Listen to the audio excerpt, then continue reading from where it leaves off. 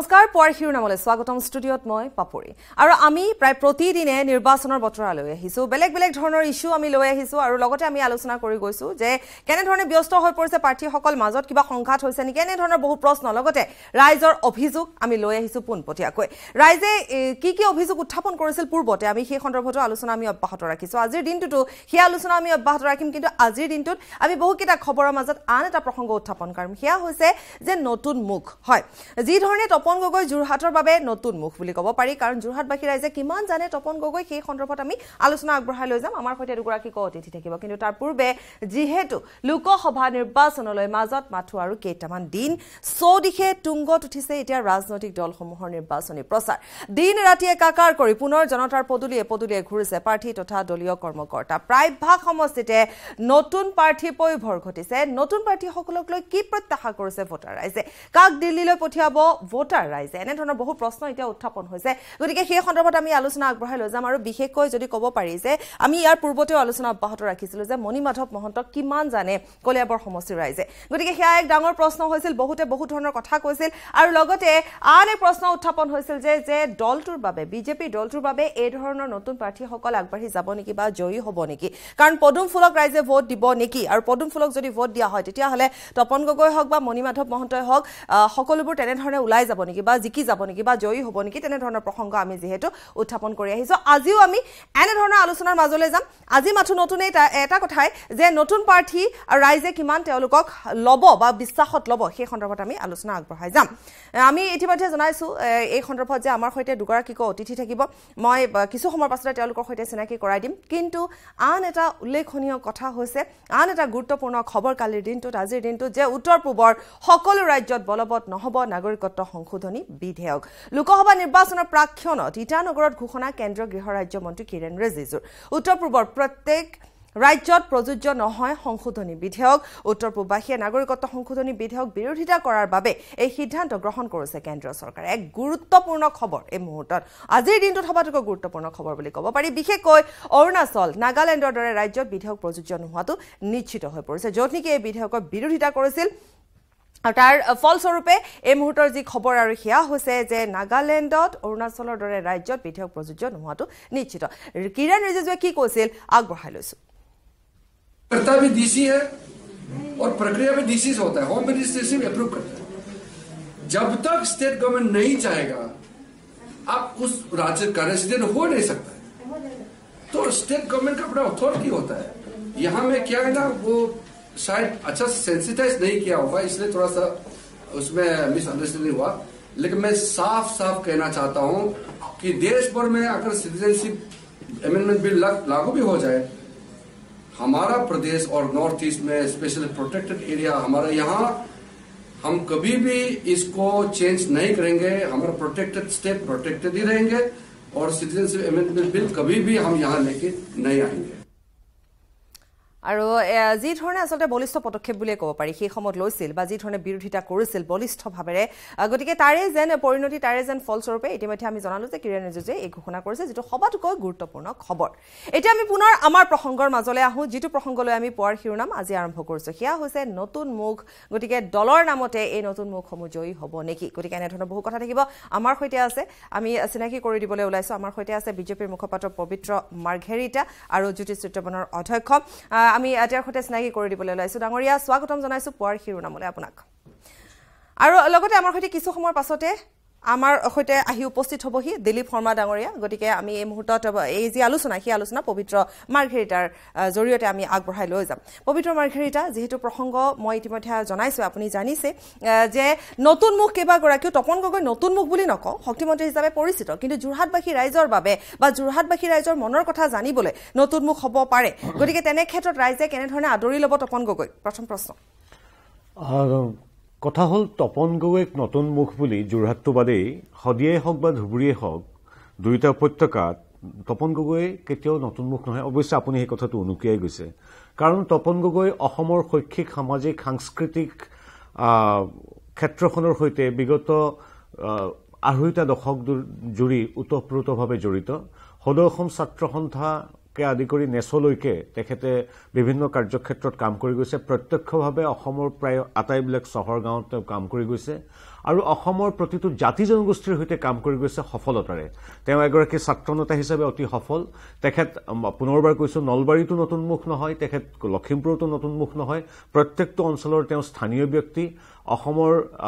ছাত্ৰ যি আন্দোলন যি ছাত্ৰ সংগ্ৰাম যি ছাত্ৰৰ যি উন্নয়নমুখী কামকাজ সেই ছাত্ৰ সমাজৰ কামকাজৰ পৰা সাম্প্ৰতিক ৰাজনৈতিক ক্ষেত্ৰলৈকে সকলোতে তেখেত এগৰাকী অভিজ্ঞ ব্যক্তি আৰু অবিভক্ত শিৱসাগৰ জিলাত বুলি যদি আমি কওঁ যোৰহাট শিৱসাগৰ গোলাঘাট আৰু তেওঁ শিক্ষা সূত্ৰে ডিব্ৰুগড় বিশ্ববিদ্যালয়ৰ ছাত্ৰ আছিল গতিকে সামগ্ৰিকভাৱে তেওঁ একেবাৰে শৈশৱ কৈশোৰৰ পৰাই এই দুইখন জিলাৰ লগত জড়িত তেওঁ নেতা হোৱাৰ আগেয়ে গতিকে তপন গগৈ প্ৰত্যেকটো অঞ্চলৰ বিশেষকৈ অবিভক্ত শিৱসাগৰ জিলাৰ তেওঁ অতি চিনাকি মুখ তেওঁ প্ৰত্যক্ষভাৱে প্ৰতিখন গাঁৱৰ লগত জড়িত তেওঁ পৰিস্থিতিটো সম্পূৰ্ণ সুকীয়া তাৰ বিপৰীতে মোৰ আন এগৰাকী বন্ধু সুশান্ত বৰগোহাঁই তেখেত এগৰাকী অতি জনপ্ৰিয় যুৱনেতা বুলি ইতিমধ্যে বিভিন্ন ক্ষেত্ৰত প্ৰকাশ পাই আহিছে কিন্তু তেওঁৰ মূল পৰিস্থিতিটো থাউৰা ভিত্তিক তাৰ বিপৰীতে তপন গগৈ হ'ল সমগ্ৰ অসমৰ এগৰাকী নেতা তেওঁৰ কোনো ভৌগোলিক সীমাৰে তেওঁক ৰাখিব নোৱাৰি কিন্তু তপন গগৈক মই যেটো প্ৰশ্ন আপোনাক কৰিছো যে যোৰহাটবাসীৰ ৰাইজৰ যিখিনি কথা থাকে যিখিনি সমস্যা থাকে গতিকে সেইভাবে আৰু আনহাতে যদি আমি কওঁ যে তপন গগৈ শক্তিমন্ত্ৰী হিচাপে যদিহে কওঁ দেই যে শক্তিমন্ত্ৰী হিচাপে তেওঁ ইমান সফল হ'ব পৰা নাছিল গতিকে তেনে ক্ষেত্ৰত যথেষ্ট অভিযোগো আছে তেনে ক্ষেত্ৰত তপন গগৈ কিমান দূৰ ৰাইজৰ মাজলৈ যাব পাৰিব বা যোৰহাটবাসী ৰাইজৰ মনৰ কথা তেওঁ বা যিখিনি সমস্যা সেই সমস্যাখিনি তেওঁ কিমান উত্থাপন কৰিব পাৰিব গতিকে তেনে ধৰণৰ বিভ্ৰান্তিৰ সৃষ্টি নহবনে যোৰহাটবাসী ৰাইজৰ মনৰ মাজত প্ৰথম কথা হ'ল বিগত সময়ছোৱাত আমি যিমান শক্তিমন্ত্ৰী দেখি আহিছো তাৰ ভিতৰত আটাইতকৈ সফল বুলি ক'ব লাগিব তপন গগৈকে আমাৰ ইয়াত বিদ্যুতৰ লোকাভাগো কমিছে আৰু বিদ্যুতৰ কথাটো আপোনালোকে জানে যে আচলতে যিবিলাক পৰিৱেশী তাঁৰ বিদ্যুতৰ সেই তাঁৰবিলাকৰ বহন ক্ষমতা একেবাৰে কম আছিল তপন গগৈ আহিয়ে সেই বিদ্যুতৰ পৰিৱেশী তাঁৰ আমাৰ কাৰেণ্ট আছে যিমান মেগাৱাট লাগে আমি কিনিব পাৰোঁ উৎপাদনো হয় কিছু কিন্তু পৰিৱেশী তাঁৰবিলাকে মানুহৰ ঘৰত এতিয়া সা সৰঞ্জাম বাঢ়ি গৈছে তাৰ ফলত এটা অঞ্চলত যদি আগতে নিৰ্দিষ্ট মেগাৱাট লাগিছিল তাতকৈ এতিয়া বেছি লাগে কিন্তু আমাৰ কঢ়িয়াবৰ কাৰণে তাঁৰবিলাক পুৰণা হৈ গৈছিল সেইবিলাক তেওঁ অতি সফলতাৰে অতি যুদ্ধকালীন ক্ষেত্ৰতে আঁতৰাই গৈছিল আৰু তেওঁ প্ৰতি ঘৰে ঘৰে LED বাল্ব যি যুদ্ধকালীন ক্ষেত্ৰতে বিতৰণ কৰিলে এই গোটেই আধুনিকীকৰণ চলিছে গতিকে ইমান সফল নহয়তো এটা আপেক্ষিক কথা কৈছে আপুনি কিন্তু হেতু বাৰু হুকিয়া কথা হেতু সংবাদ মাধ্যমৰ ব্যক্তি হিচাপে আপোনাৰ নিজস্ব পৰ্যালোচনা থাকিব আমি শ্ৰদ্ধা কৰা উচিত হয় পবিত্ৰ মাৰ্ঘেৰিটা গোলাঘাটৰ পৰা আমাৰ সৈতে ৰোহিত গগৈ আছে আমাৰ সাংবাদিক আৰু লগতে ৰোহিত গগৈৰ সৈতেও কিছু লোক আছে গতিকে এই যে আমি প্ৰসংগ ইতিমধ্যে উত্থাপন কৰিছো সেয়া কেৱল তপন গগৈ বুলিয়ে নহয় মণিমাধৱ মহন্তৰ প্ৰসংগ আমি উত্থাপন কৰিছো আমি পূৰ্বতেও যেতিয়া কলিয়াবৰ ৰাইজৰ মাজত গৈছিলো বা গোলাঘাটবাসী ৰাইজৰ মনৰ কথা জানিছিলো তেতিয়া বহুতে এটা কথাই কৈছিলে যে তেওঁলোকে পৰিৱৰ্তন বিচাৰে কিন্তু মণিমাধৱ মহন্তক তেওঁলোকে ভালকৈ চিনি নাপায় গতিকে এই যে এটা কথা আহি পৰে সেই কথাটো আচলতে প্ৰাৰ্থীগৰাকীতকৈ দলটোক বেছি প্ৰাধান্য দিয়া যেন দেখিবলৈ পোৱা যায় মই ৰোহিতৰ সৈতে সংযুক্ত হৈছো ৰোহিত গগৈ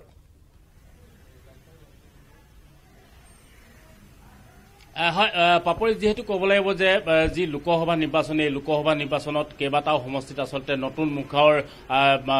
দেখা পাইছে ৰাইজে নতুন মুখ যিসকল আহিছে তেওঁলোকক আচলতে মানুহে চিনি পাইছে নাই এই মুহূৰ্তলৈকে তেওঁলোকে সমষ্টিত কেনেধৰণে আচলতে ঘূৰিছে বা ভোটাৰ কেনেকৈ আকৰ্ষিত কৰিছে এই সম্পৰ্কত আমি জানিবলৈ চেষ্টা কৰিম আমাৰ মাজত গোলাঘাটত কেইবাজনো বিষয়ববী আছে কেইবাটাও দল সংগঠনৰ তেওঁলোকৰ পৰা আমি জনাৰ চেষ্টা কৰিম যিহেতু প্ৰথমে মই আপোনাক জানিব বিচাৰিছোঁ যে মণিমাধৱ মহন্ত কলিয়াবৰ সমষ্টিৰ ৰাইজে তেওঁক এতিয়া ভালদৰে চিনি পাইছে নাই বা তেওঁ আচলতে কেনেধৰণে কাম কৰাটো আপুনি বিচাৰে হয় আমি অসমৰ ৰাইজে বিচাৰোঁ যে অসমৰ প্ৰতিটো সমষ্টিতে কাম হোৱা এজন সংসদ আমি বিচাৰোঁ কাৰণ 10টা সমষ্টি এটা লোকসভাত গতিকে আজি মণিমাধৱ মহন্তই হওক বা গৌৰৱ গগৈয়ে হওক আমি অসমৰ ৰাইজৰ বা গোলাঘটীয়া ৰাইজৰ কলিয়াবৰ ৰাইজৰ সৰ্বাংগীন উন্নয়ন হোৱাটো বিচাৰোঁ কিন্তু নিৰ্বাচনৰ সময়ত তেওঁলোকে ফুলজাৰি মাৰি কিছুমান কথা কৈ পেলাই পাছত সাংসদ হৈ পেলাই নিচুপে বহি থাকি সংসদত টোপনিয়াই থাকিলে তেনে এজন সংসদক আমাক নালাগে আমাৰ যিজন কাম কৰিব তেনে এজন নতুন মুখেই হওক বা পুৰণা মুখেই হওক আমাক কাম কৰা মানে উপযুক্ত প্ৰতিনিধি লাগে কি ক'ব তপন গগৈ আছে আৰু এইফালে মণিমাধৱ মহন্ত তেওঁলোক নতুন প্ৰাৰ্থী চাওক নতুন যিহেতু প্ৰাৰ্থী গতিকে আমি তেওঁলোকৰ পৰা নতুন নতুন প্ৰত্যাশা থাকিব আমি দেখোঁ অসমৰ পৰা যিবিলাক সাংসদ যায় তেওঁলোকে দিল্লীত গৈ হয় টোপনিয়াই থাকে হয় নিয়মে থাকে গতিকে তাত গৈ দিল্লীত এটা কোৱাৰ্টাৰ পায় তাত গৈ বিলাস কৰি থকাটো এটা কৰ্তব্য হ'ব নালাগে যদি অসমৰ পৰা তেওঁলোকে নতুনকৈ যায় বা যাবলৈ সক্ষম হয়। ৰোহিত গগৈ এইখিনি জানিব বিচাৰিম যে যিহেতু গৌৰৱ গগৈ সাংসদ হিচাপে কিমান দূৰ সফল আছিল তেওঁলোকে কি ক'ব যদি আমি এটা প্ৰশ্ন কৰোঁ এক কথাত যদি ক'ব বিচাৰে তেওঁলোকে গৌৰৱ গগৈ 5 বছৰ সাংসদ আছিল একদম পোনপটীয়া প্ৰশ্ন গৌৰৱ গগৈ 5 বছৰ সাংসদ থাকি তেওঁ কি কৰিলে কিবা আপোনালোকৰ চকুত লগা কিবা কাম কৰিলে নাই চাওক গৌৰৱ গগৈয়ে যোৱা 5 বছৰত বিশেষ একো কাম কৰিব নোৱাৰিলে তেওঁ যিকেইটা সাংসদ পুঁজি আহে সেই সাংসদ পুঁজিৰ অনুদান কেইটাও আনকি মানুহক দিব নোৱাৰিলে আৰু আটাইতকৈ ডাঙৰ কথা কি কলিয়াবৰ লোকসভা সমষ্টিটো এটা বৃহৎ সমষ্টি আৰু এই সমষ্টিটোৰ বহুত সমস্যা আছে এই সমষ্টিটোৰ সমস্যাৰ কথা সংসদত কিন্তু মাত্ৰ শব্দ গৌৰৱ গগৈ যোৱা সময় কি ক'ব আপুনি কি ক'ব নতুন মুখৰ প্ৰাৰ্থীয়ে কেইবাজনো আছে আমি ভাবিছিলো যে নতুন মুখৰ প্ৰাৰ্থীবিলাকে নতুন কিবা চিন্তাৰ কিবা আপোনাৰ প্ৰতিশ্ৰুতি দিব কিন্তু আমি দেখা পালো যে মণি মাধৱে কি কৈছে যে তেওঁ বিয়া কাক পাতিব একুৰীয়া মাছ কোনো ধৰণৰ তেওঁ স্পষ্টকৈ ক'ব পৰা নাই যে মই জিকিলে নাগৰিকত্ব সংশোধনীৰ বিৰোধিতা কৰিম ৰোহিত যাম আপোনাৰ ওচৰলৈ যেহেতু কংগ্ৰেছৰ তৰফৰ পৰা আমাৰ সৈতে আহি ইতিমধ্যে আমাৰ সৈতে ষ্টুডিঅ'ত আহি উপস্থিত হৈছে দিলীপ শৰ্মা ডাঙৰীয়া মই ইতিমধ্যে জনাইছিলোৱে যে কিছু সময়ৰ পাছতে আহি পাবহি গতিকে দিলীপ শৰ্মা ডাঙৰীয়া স্বাগতম আপোনাক পৰিচয় কৰি দিবলৈ ওলাইছো আমাৰ অনুষ্ঠানৰ মাজলৈ আপোনাক স্বাগতম হয় দিলীপ শৰ্মা ডাঙৰীয়া প্ৰসংগ আমি এটা উত্থাপন কৰিছো যে বিজেপিৰ যেহেতু দেখিবলৈ পোৱা গৈছে তপন গগৈ মানুহ যোৰহাটবাসী ৰাইজে কেনেধৰণে আদৰি ল'ব তেওঁলোকৰ যোৰহাটবাসী ৰাইজৰ মনৰ কথা বা তেওঁলোকৰ যি অভাৱ অভিযোগ সেইসমূহ কেনেধৰণে সংসদত গৈ তেওঁ উত্থাপন কৰিব ঠিক তেনেধৰণে মণি মাধৱ মহন্ত কিন্তু এইখিনিতে আন এটা আপুনি যিহেতু আহি পাইছে গতিকে আন এটা প্ৰসংগ মই আনিব বিচাৰিছো যে গৌৰৱ গগৈক লৈ কলিয়াবৰ সমষ্টিৰ ৰাইজ কিন্তু ক্ষোভিত বুলি ক'ব পাৰি কাৰণ ৰাইজে এটাই কথা বাৰে বাৰে কৈছে আপুনি নিশ্চয় শুনিছে আমাৰ একেগৰাকী ব্যক্তিয়ে ইতিমধ্যে জনাইছে যে যিসমূহ সমস্যা আছিল সেই সমস্যাসমূহ হয়তো বিভিন্ন ধৰণৰ সমস্যা হ'ব পাৰে সেই সমস্যাখিনি কিন্তু যথোপযুক্তভাৱে উত্থাপন কৰা নহল দিলীপ শৰ্মা ডাঙৰীয়া হয় এটা মোক কলিয়াবৰৰ কথা প্ৰথম কৈ লৈছো কলিয়াবৰৰ কথাটো এনেকুৱা যে গৌৰৱ গগৈ ডাঙৰীয়াৰ বিৰুদ্ধে যিবোৰ অভিযোগ উত্থাপন কৰিছে কোনে কৰিছে বিজেপিৰ একাংশ সমৰ্থক বিজেপিৰ একাংশ নেতাই গৌৰৱ গগৈৰ বিৰুদ্ধে এইটো স্বাভাৱিক কথা মানে মণি মাধৱ মহন্তৰ সমৰ্থকে গৌৰৱ গগৈকটো সমৰ্থন কৰাৰ প্ৰশ্ন নুঠে কিন্তু মণি মাধৱ মহন্তৰ বা অগপ বা বিজেপিৰ একাংশ সমৰ্থকে বা নেতাই গৌৰৱ গগৈৰ বিৰুদ্ধে অপপ্ৰচাৰত নামিবই কিন্তু গৌৰৱ গগৈ কিন্তু এগৰাকী শ্ৰেষ্ঠ সাংসদো হৈছিল ক'ত পাইছে শ্ৰেষ্ঠ সাংসদ তেখেতক এটা অৰ্গেনাইজেশ্যনে দিছিলে মই কথাটো কৈছো ভিতৰ কৈছে এইটো কিনি লোৱা বুলি ওলাইছে মই কথাটো কৈ লৈছো এতিয়া কথাটো এইটো কিনি লোৱা বুলি ওলাইছে বজাৰত কলিয়াবৰৰ ৰাইজে এগৰাকী নিবুকা শ্ৰেষ্ঠ সাংসদ মোক ডাঙৰে ক'বলৈ দিয়ক আপুনি এইটো আগতে কৈছে মই নাজানো মোৰটো ক'বলৈ দিয়ক কলিয়াবৰৰ ৰাইজে এগৰাকী নিবুকা ব্যক্তিক আৰু যিগৰাকী ব্যক্তিক মই সেইদিনা মাজতে কেইদিনমানতে সুধিছিলো যে সেইদিনা তেখেতে আছুৰ নেতৃত্বত কেব বিৰোধী আন্দোলনত সমাবেত হৈছিল আৰু আজি তেওঁ এটা কেব আনি নাগৰিকত্ব সংশোধনী বিধেয়ক আনি অসমীয়া জাতিক নিষেধ কৰাৰ যিটো দল যিয়ে ধ্বংস কৰি দিম বুলি কৈছে যিটো অসমীয়া জাতিক অসমৰ পৰা চিৰবিদায় দিবৰ কাৰণে যিটো দলে ইতিমধ্যে তেওঁলোকে ব্যৱস্থা গ্ৰহণ কৰিছে প্ৰতিশ্ৰুতি দিছে তেওঁলোকে আৰু সেই দলত চামিল হৈছে তেওঁৰ অকণমান বিবেক বৰা বস্তু নাই সেইদিনা তেওঁ আছু হৈ থাকি তেওঁ বিজেপিৰ বিৰোধিতা কৰিছিল আৰু তেওঁ সেই গেৰুৱা দলৰ তেওঁৰ লগত লগ লাগি তেওঁলোকে নিৰ্বাচন খেলিবলৈ গৈছে আমি নিশ্চিত যে কলিয়াবৰ সমষ্টিৰ বিবেকবান ভোটাৰে সচেতন ভোটাৰে এনেকুৱা প্ৰতাৰণা কৰা প্ৰবঞ্চকক কেতিয়াও ভোট নিদিয়ে ভোট দিব গৌৰৱ গগৈক আৰু গৌৰৱ গগৈ যে পুনৰবাৰ নিৰ্বাচিত হ'ব এইটো 100% নিশ্চিত এইটো আপোনালোকে বেছি মোতকৈ বেছি ভালকৈ জানিব আপোনালোকৰ সাৰ্ভে ৰিপৰ্টবোৰ আছে এতিয়া গৌৰৱ গগৈ পুনৰবাৰ সাংসদ হিচাপে নিৰ্বাচিত হ'ব আৰু কলিয়াবৰৰ ৰাইজে কলিয়াবৰ সমষ্টিটোত বহুখিনি সমস্যা কিন্তু এতিয়াও আছে চাবলৈ গ'লে গৰাখহনীয়াই হওক বিভিন্ন ঠাইত বানপানীৰ সমস্যাই হওক চাহ মজদুৰসকলৰ বিভিন্ন সমস্যাই হওক গতিকে এই সমস্যাসমূহ বিগত সময়ছোৱাত কিমানখিনি বাৰু তাত উত্থাপন কৰা হ'ল কিমানখিনি তাক লৈ তেওঁ সজাগ হ'ল সক্ৰিয় হ'ল কিমান বাৰ তেওঁ সমষ্টিলৈ আহিলে সেই সন্দৰ্ভত আপোনাৰ হাতত কি তথ্য আছে কিমান বাৰ সমষ্টিলৈ আহিছে নিৰ্বাচনৰ পূৰ্বে তেওঁলোক আহি কলিয়াবৰত গৌৰৱ গগৈ সংসদত গৌৰৱ গগৈৰ যিটো বক্তব্য আপোনালোকে চালে গম পাব আজি সংসদৰ কাৰ্যক্ৰমণিকা চালে গম পাব গৌৰৱ গগৈ শক্তিশালী তাৰ বক্তব্য সবল বক্তব্য সবল এতিয়া কলিয়াবৰৰ ৰাইজৰ কাৰণে অসমৰ ৰাইজৰ কাৰণে সবল চুক্তি দাঙি ধৰিছে বিভিন্ন বিষয়ত বিভিন্ন ইছ্যু আজি বিজেপিৰ কিমানগৰাকী সাংসদে মই এতিয়া যদি সুধিবলৈ বিচাৰো অসমৰ পৰা নিৰ্বাচিত কিমানগৰাকী সাংসদে বিজেপিৰ পৰা নিৰ্বাচিত সাংসদে আজি সংসদত সবল বক্তব্য দাঙি ধৰিব পাৰিছে সবল চুক্তি দাঙি ধৰিব পাৰিছে অসমৰ ৰাইজৰ স্বাৰ্থত নিজৰ সমষ্টিৰ স্বাৰ্থত যাৰ ফলত বিজেপিয়ে প্ৰায় সাংসদ তেওঁলোকে এইবাৰ প্ৰাৰ্থিত্ব দিওঁতে প্ৰাৰ্থী সলাই তেওঁলোকে তৎ পোৱা নাই প্ৰত্যেকৰ প্ৰতি এণ্টি ইনকামবেঞ্চি আহিছে কংগ্ৰেছে কিন্তু প্ৰাৰ্থী সলাবলগীয়া হোৱা নাই বিজেপিয়ে প্ৰাৰ্থী সলাইছে এই কাৰণে যোৰহাটত ডেকা যুৱ সাংসদ তেওঁক আঁতৰাবলগীয়া হৈছে কিয় যে তেওঁ তাত সম্পূৰ্ণভাৱে চূড়ান্ত ব্যৰ্থ হৈছে তেওঁ অকণমানতাৰ পৰিচয় দিছে যোৰহাটত গতিকে সেইকাৰণে কৈছোঁ যে বিজেপিয়ে তেওঁলোকৰ প্ৰাৰ্থিত্ব সলনি কৰিবলগীয়া আছে কংগ্ৰেছে প্ৰাৰ্থিত্ব সলনি কৰিবলগীয়া হোৱা নাই এইকাৰণে যে তেওঁৰ বিৰুদ্ধে এণ্টি ইনকামবেঞ্চি নাই যি অভিযোগ যি প্ৰচাৰ অপপ্ৰচাৰ নামিছে সেয়া বিজেপিয়ে নামিছে সাধাৰণ এতিয়া এখেতসকলে যিটো কৈছে কোনোবা এটা ব্যক্তিগত সংস্থাই শ্ৰেষ্ঠ সাংসদ দিছে কিন্তু কওঁতে সেইটোত নকয় যি কি নহওক গৌৰৱ গগৈ ডাঙৰীয়া তেওঁ ইংৰাজী ভালকৈ উচ্চ শিক্ষিত খুব ভদ্ৰ তেখেত এজন ব্যক্তি কিন্তু তেওঁৰ মূল প্ৰব্লেমটো হ'ল তেওঁ যিহেতু খুব সম্ভ্ৰান্ত চাহাবী ঘৰৰ মানুহ গতিকে তেওঁৰ যিটো অসমীয়া ভাষা সংস্কৃতি অসমীয়া নিম্ন মধ্যবিত্তীয় সাধাৰণ মানুহৰ যিটো দুখ বেদনা তেওঁ নাজানে আৰু সেই কথাটো প্ৰতীয়মান হৈছে মই কোৱাৰ কাৰণে ছ'চিয়েল মিডিয়া হওক তেওঁৰ বক্তব্য হওক তেওঁৰ জীৱন ধাৰ প্ৰণালী হওক সেইটো তেখেতৰ প্ৰতি সন্মান জনাই কৈছোঁ দেই কাৰণ তেখেত এগৰাকী অতি সম্ভ্ৰান্ত এটা পৰিয়ালৰ ল'ৰা তেওঁ উচ্চ শিক্ষিত বাহিৰত পঢ়া তেওঁ আমাৰ যিটো তেখেতৰ বা আমাৰ যিটো ভূমিৰ সৈতে যিটো সম্পৰ্ক বা মণিমাধৱ মহন্তৰ যিটো সম্পৰ্ক বা মোৰ শ্ৰদ্ধেয় দিলীপ শৰ্মাৰ যিটো ভূমিৰ সৈতে সম্পৰ্ক সেই সম্পৰ্কটো বা যিকোনো ভুৱনেশ্বৰ কলিতাৰ ভূমিৰ সৈতে যিটো সম্পৰ্ক সেই সম্পৰ্কটো দুৰ্ভাগ্যজনকভাৱে তেখেতৰ নাই তেখেতে খুব ভাল ইংৰাজী কয় ভাল স্কুলত পঢ়া ভাল কলেজত পঢ়া দেশ বিদেশ ঘূৰিছে কিন্তু ইংৰাজী ক'ব পাৰিলেই বা সম্ভ্ৰান্ত হ'লেই চাহাবী ধং থাকিলেই তেওঁ যে এগৰাকী ভাল সাংসদ হ'ব তেনে নহয় তেওঁ বট্ৰদবা জানে তেওঁৰ সমষ্টিৰ অন্তৰ্গত কিন্তু মহাপুৰুষ গুৰুজনাৰ যে বট্ৰদবাটো যে ধৰি লওক বেদখলকাৰীয়ে যে আৱৰি ৰাখিছে সেই অনুভৱটো তেওঁ বুকুত আঘাত নিদিয়ে কথাটো গম পাইছেনে তেওঁ বহুত পৃথিৱীৰ বিশ্ব ইতিহাস জানে তেওঁ হয়তো ভাল ভূগোল জানে কিন্তু সেই বট্ৰ যে গড়কেইটা যে তেওঁৰ সমষ্টিত যে মৰিছে সেইকেইটা যে ৰোধ কৰিব লাগে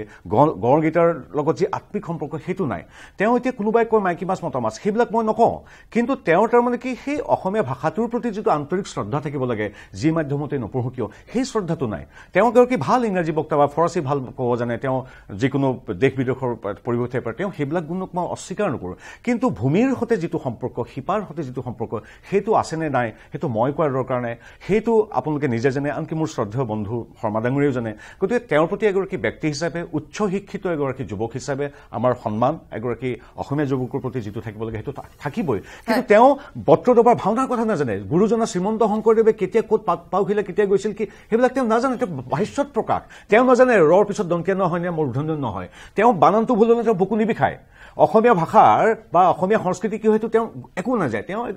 সেইটোৱে গতিকে তেওঁ এগৰাকী অসমৰ যুৱক হিচাপে আমাৰ তেওঁৰ প্ৰতি সন্মান আছে কিন্তু ঐতিহ্যমণ্ডিত কলিয়াবৰ য'ত বট্ৰদবা আছে য'ত কলিয়াবৰ আছে য'ত ভাৰতীয় স্বাধীনতা আন্দোলনৰ মানুহে প্ৰাণ দিছিল য'ত বাগান আছে সেই বাগানত ঝুমুৰ নাছিলেই নহ'ব নহয় বাগানত মজদুৰৰ লগত ঝুমুৰ নাছিলে নহ'ব বাগানৰ ঝুমুৰ দমকচৰ পৰা বাগানৰ দুখ কষ্টলৈকে জানিব লাগিব গতিকে তেওঁ ব্যক্তি হিচাপে মই ডেফিনেটলি সন্মান কৰোঁ ইংৰাজী ক'ব জনা মানুহ হিচাপে সন্মান কৰোঁ ইংৰাজী ক'ব জনা মানুহ হিচাপে সন্মান কৰোঁ কিন্তু বট্ৰদবাৰ বিষয়ে অসমীয়া ভাষাৰ বিষয়ে অসমীয়া সংস্কৃতিৰ বিষয়ে মোৰ দৰে মধ্যবিত্ত মানুহৰ বিষয়ে তেওঁ একো নাজানে তেওঁ ভাষ্যত প্ৰকাশ তেওঁ বডি লেংগুৱেজত প্ৰকাশ তেখেতৰ যোৱা 5 বছৰ ইতিহাসত প্ৰকাশ আৰু এতিয়া কথাটো আছে আমাৰ মাৰ্ঘেৰিটা ডাঙৰীয়া যিখিনি কথা কৈছে তেখেতসকলে যে এই কথাবোৰ কয় যে বটদ্ৰবাদ বেদখল হৈছে সেইটোৱে গৌৰৱ গগৈৰ বুকুখন নিবিষায় এই বটদ্ৰবাদ বেদখল কাজিৰঙাৰ গড় হত্যা আচ্ছা কাজিৰঙাৰ গড় হত্যা যোৱা 3টা বছৰত এই চৰকাৰখনৰ দিনত হোৱা নাই নেকি এক নম্বৰ কথা বটদ্ৰবাৰ বেদখল তেওঁলোকে উচ্ছেদ কৰিলে নেকি এইবোৰ যে এওঁলোকৰ নিৰ্বাচনী কথা ৰাজনৈতিক কথা এওঁলোকে এই সমস্যাবোৰ সমাধান নকৰে এওঁলোকে যদি বটদ্ৰবাদ যদি আজি বেদখল হৈছে যে চৰকাৰখন কাৰ আছে আজি 3 বছৰতে তেওঁলোকে ৰাজত্ব কৰিছে তেওঁলোকে জাতি মাটি ভেটিৰ কথা কোৱা চৰকাৰ জাতি মাটি ভেটিৰ চৰকাৰ কথা কোৱাৰ চৰকাৰখনে বটদ্ৰবাৰ বেদখল উচ্ছেদ কৰিবলৈ কিয় পৰা নাই জাতি মাটি নতুন প্ৰজেক্ট আহিছে কিনো কথা কৈছে জাতি মাটি ভেটিৰ চৰকাৰ কথা কোৱাৰ বটদ্ৰবাৰ নাগৰিকত্ব সংশোধনী বিধেয়ক আনি বটদ্ৰবাৰ বেদখলৰ কথা কৈ লওক তাত ইতিমধ্যে বেদখল মুক্ত নতুন প্ৰজেক্ট আহিছে 150 কোটি টকা কিনো কৈ আছে আপুনি সেইটো বটদ্ৰবাৰ যিখিনি বেদখল কৰিছে সেইটো আপোনাৰ চিম্বলিক এই কথাবোৰ গতিকে মই কথাটো কৈছো কি আজি জাতি মাটি ভেটিৰ কথা কোৱা চৰকাৰখনে নাগৰিকত্ব সংশোধনী বিধেয়ক আনি জাতি এটা লঞ্চ কৰিবলৈ লৈছে মই কৈছো শুনক আজি জাতি মাটি ভেটিৰ চৰকাৰ কথা কোৱাৰ চৰকাৰখনে তেখেতসকলে বহুত জাতিৰ কথা কয় মাটিৰ কথা কয় ভেটিৰ কথা কয় ঠিক আছে আমি ভাল পাইছো ক'ব লাগে বা জাতিটো ৰক্ষা কৰিব লাগে নাগৰিকত্ব সংশোধনী বিধেয়ক আনি এটা জাতি নিষেধ কৰিবলৈ গৈছে সংশোধনী বিধেয়কৰ প্ৰসংগটো আমি আজি তাৰিখত সেইটো নিৰ্বাচনী বিষয় এইটো আজি আমি কংগ্ৰেছ দলে নাগৰিকত্ব সংশোধনী বিধেয়কৰ বিৰুদ্ধে কৰা কৈছে তেওঁলোকে জাতিৰ অংশীকৰণ কৰিছে আমি কেনেকৈ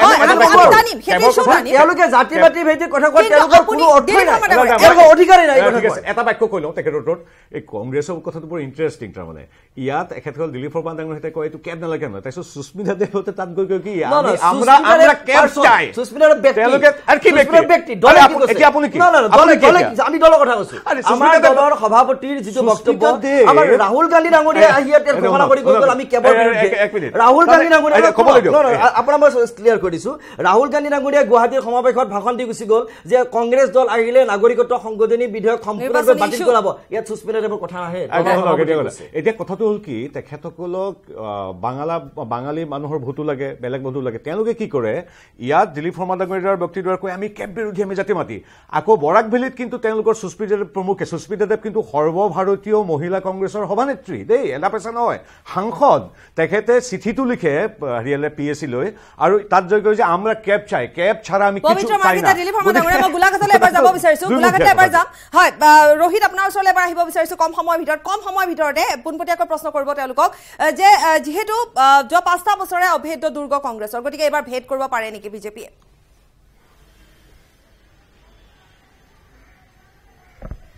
হয় পাপৰি যেহেতু ক'ব লাগিব যে যোৱা 5 বছৰ যি আচলতে গৌৰৱ গগৈ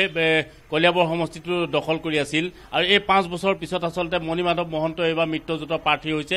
কি ক'ব যে গৌৰৱ গগৈক আচলতে হেৰি কৰিবৰ কাৰণে পৰাভূত কৰিবৰ কাৰণে একত্ৰিত হৈছে পাৰিব নাই এই ক্ষেত্ৰত গোলাঘাটৰ কলিয়াবৰ সমষ্টি ৰাইজে বিবেচনা কৰিব কথা হ'ল যে আমি দেখিলোঁ গৌৰৱ গগৈয়ে 5টা বছৰ লোকসভাত সাংসদ হৈ থাকিলে আমি দেখা গৈছে মোৰ খুমটা সমষ্টিৰে হ'লেও কিন্তু আমাৰ সমষ্টিটো দেখিছোঁ উন্নয়নমূলক কোনো কাম আমাৰ কিন্তু পৰিলক্ষিত হোৱা নাই গতিকে 10টা সমষ্টিত যদি এনেধৰণে যদি কাম কৰা হোৱা নাই গতিকে ৰাইজে নিশ্চয় প্ৰত্যাহ্বান জনাব গতিকে মণিমাধৱ মহন্তৰ জিকাৰ ক্ষেত্ৰত হয়তো ইমান সমস্যা নহ'ব কিন্তু এইটো সম্পূৰ্ণ ৰাইজৰ ওপৰত নিৰ্ভৰ কৰিব 10টা সমষ্টিৰ ৰাইজে বিবেচনা কৰি যাক ভোট দিব তেওঁ জয়ী হ'ব কি ক'ব আপুনি গৌৰৱ গগৈক পৰাভূত কৰিব পাৰিবনে মই এইটো পৰাভূত কৰিব পাৰিব বুলি নকওঁ কিন্তু এটা কথা স্পষ্ট কথা যে আমি চকুত লগাকে গৌৰৱ গগৈ যোৱা দিনবিলাকত কলিয়াবৰ সমষ্টিৰ উন্নয়নৰ একো চকুত আমাৰ পৰা নাই আৰু যেহেতুকে ঠিক তেনেকৈ কিন্তু মণিমাধৱেও যে নতুন কিবা আঁচনি আমি দেখা নাই যি আঁচনিত আমি তেওঁক ভোট দিব লাগে সেইকাৰণে মণিমাধৱে হওক গৌৰৱ গগৈ হওক এজনো মানে সাংসদ হিচাপে কলিয়াবৰ ফিট নহয় আৰু তেওঁলোকক ভোট দিব পৰাকে আমাৰ জেগা মানে আচলতে আমি পুনৰ ষ্টুডিঅ'ৰ মাজলৈ আহিব লাগিব বা আমি এনেধৰণে আপোনালোকক যিহেতু আমাৰ কম সময় গতিকে কম সময়ত আমি দি যাম পবিত্ৰ মাৰ্ঘিতা দিলীপ শৰ্মা ডাঙৰীয়া এটা কথা উত্থাপন কৰিছিলে আহি আপুনি সেই কথাটো কৈছিলে যে যুৱ প্ৰাৰ্থীক দিয়া হৈছে বিজেপিৰ তৰফৰ পৰা কিন্তু আপোনালোকে যথেষ্ট অভিজ্ঞ প্ৰাৰ্থী বাছনি কৰিছে এই ক্ষেত্ৰত কিন্তু দেখিবলৈ পোৱা গৈছে যে যেতিয়া আপোনালোকে অভিজ্ঞ প্ৰাৰ্থীসকলৰ নাম ঘোষণা কৰিছিল দলৰ মাজতে কিন্তু যথেষ্ট খামখিয়ালি যথেষ্ট খুব প্ৰকাশ হৈছিল সংবাদ মাধ্যমৰ আগত তেওঁলোকে নিজাকৈ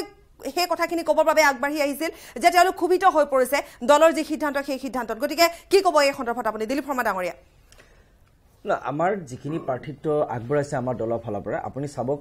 আটাইকেইজন প্ৰাৰ্থী অত্যন্ত ব্যক্তিত্বশালী প্ৰাৰ্থী মানে আটাইখিনি কোৱালিফাইড আৰু অকল কোৱালিফাইড বুলি নহয় মানে সংসদত যাবলৈ অতি যোগ্য এই প্ৰাৰ্থীকেইজন অকল কংগ্ৰেছ দলৰ প্ৰাৰ্থী নহয় আমাৰ কংগ্ৰেছ দলৰ মই কৈছো আমাৰ কংগ্ৰেছ দলৰ সৰহসংখ্যক প্ৰাৰ্থী এবাৰ জনগণৰ প্ৰাৰ্থী অকল দলৰ প্ৰাৰ্থী হৈ থকা নাই আজি মংগলদৈত ভুৱনেশ্বৰ কলিতা অকল দলৰ প্ৰাৰ্থী হৈ থকা নাই এতিয়া তেওঁ ৰাইজৰ প্ৰাৰ্থী হৈ গৈছে তাত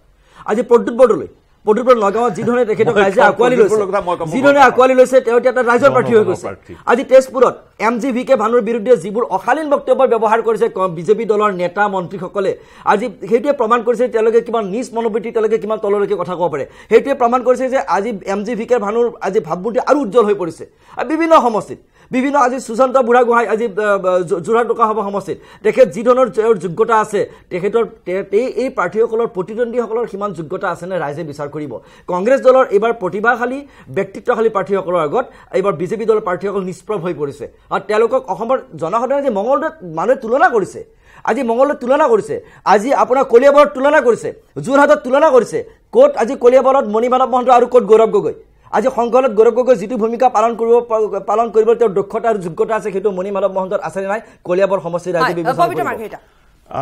প্ৰথমতে এটা কথা কৈলো যে জনতাৰ প্ৰতিনিধি তেওঁলোকৰ ব্যক্তিত্ব শিক্ষা দীক্ষা এইবিলাক কথা ক'ব নাপায় বিৰোধীজনলৈ তেওঁলোকৰ প্ৰতি সন্মান জনাই ক'ব লাগিব তেওঁলোকে তেওঁলোক যেনেকৈ যোগ্য বুলি ভাবিছে আমি এগৰাকী অসমৰ নাগৰিক হিচাপে আমাৰ নিজৰ মানুহখিনিক শ্ৰদ্ধা কৰোঁ আমি যি দলৰে নহওক কিয় এইটো আমাক বিজেপিত শিকোৱা হয় কিন্তু প্ৰদ্যুৎ বুলি জনতাৰ মানুহটোত মোৰ অকণমান মানে প্ৰশ্নবোধক আছে তেওঁ যোৱাবাৰ টাউন কমিটি ইলেকশ্যনত ময়ো আছিলোঁ, তাত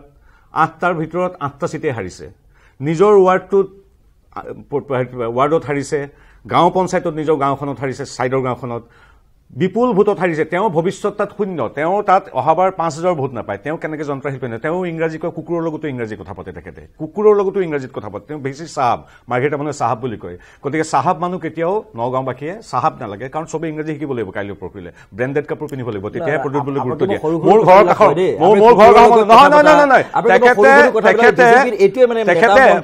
তেখেতৰ প্ৰব্লেমটো কি, সৰুৰ পৰা ডাঙৰ হয়। তেখেতে শুনক, ক'বলৈ দিয়ক। আপুনি মই ডিষ্টাৰ্ব দিছো নেকি? এতিয়া মূল কথা হ'ল প্ৰদ্যুৎ বৰদলৈৰ নিচিনা এজন চাহাব মানুহ, যিজন মাৰ্ঘেৰিটাৰ ভুক্তভোগী, ঘৰৰ কাষৰ ল'ৰা, মই জানোতো তেওঁতকৈ অন্তত মই আপোনাক বেছি এতিয়া এই কথাখিনি শুনি আছে মাৰ্ঘেৰিটাৰ মানুহ। এতিয়া মাৰ্ঘেৰিটাৰ মানুহ প্ৰায় 50ৰ পৰা 100জন আহি সমষ্টি নগাঁও সমষ্টিত অনুৰোধ কৰিবলৈ আহিছে যে আমি ভুক্তভোগী, আপোনালোকে তেওঁক নিৰ্বাচন নকৰিব, সি যি কি নহওক। এতিয়া মূল কথা হ'ল